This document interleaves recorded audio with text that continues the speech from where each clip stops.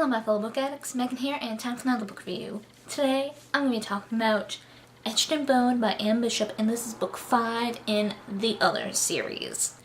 So, this is the 5th book in the series, like I said, and there's not too much I can get into detail with because I don't want to give spoilers, but I will say, this is a great addition to the series. I believe this is our last book from Simon, Meg, and the Lakeside Courtyard's point of view. I believe from Lake Silence onward is a different set of characters. So this is the conclusion to this part of the series, and I thought it was a really good conclusion. I like how we get to see kind of the after effects of the Elders' attack on the humans.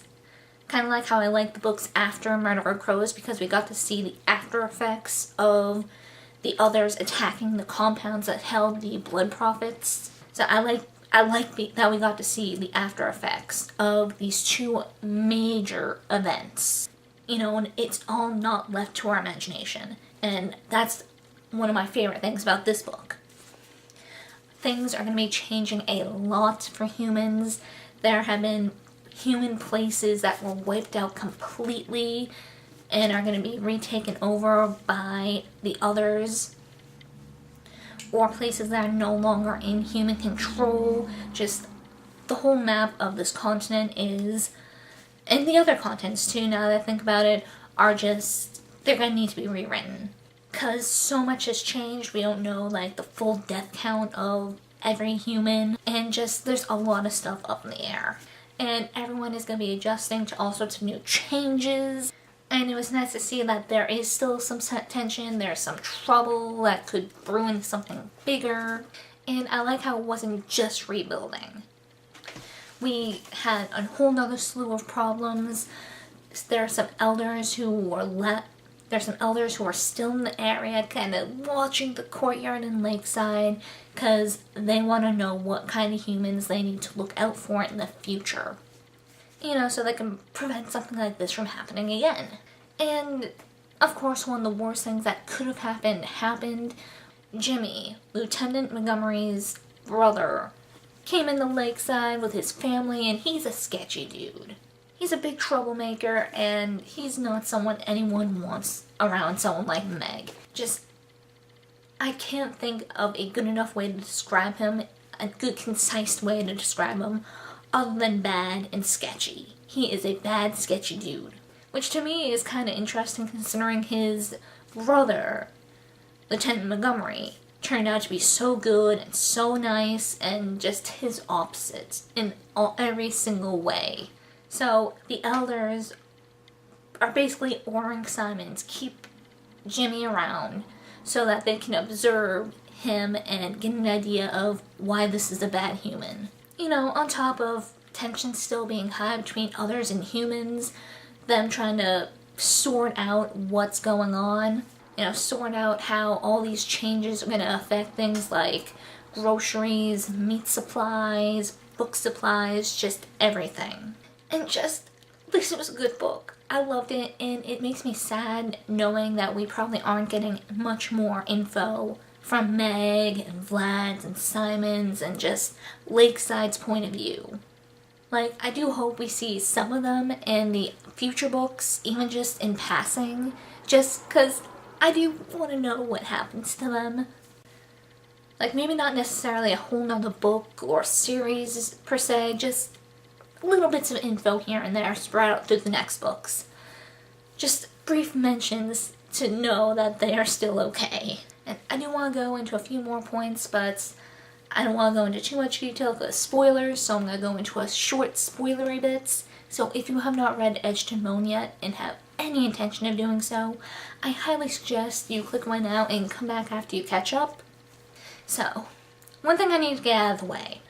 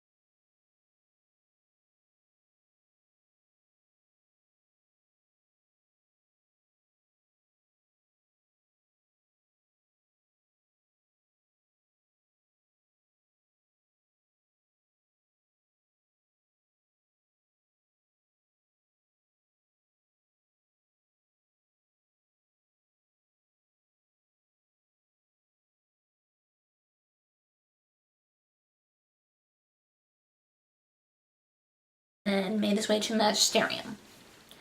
I know, reaching a bit, lots of holes in that theory, but it could have happened. I mean, that still doesn't explain why Cal became a maker after Constantine's body was destroyed, or why he could understand the Chaos Renin.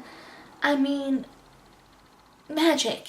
Maybe Eren did some magic mumbo jumbo to make it happen. I don't know. I was clinging to that theory for a while, especially since Eren seemed to want to put the blame of the assassination attempts on Cal on so many other people. I don't know, it seemed kind of sketchy to me. But, then he died, so that theory's out the window, unless he somehow managed to fake his own death. Which, while unlikely, could still be possible. So I don't know, I'm not going to toss that theory out the window just yet. I'm going to hold off my judgment until I read the next book. Just, feel the waters a bit. And yeah, oh my god. With that ending, I was not expecting it. Especially since how most of the beginning of the book was like almost any other book. I still feel a little bit in shock, and yeah, I am majorly shook. And overall, I don't have much more to say. So, for people who are still watching, what did you think? Were you taken by surprise about Eren's death? About the bomb Anastasia dropped? About her being Constantine's mother? What do you think is gonna happen? Let's share, let's discuss, and yeah. That is it for this book review, and I hope to see you guys next time.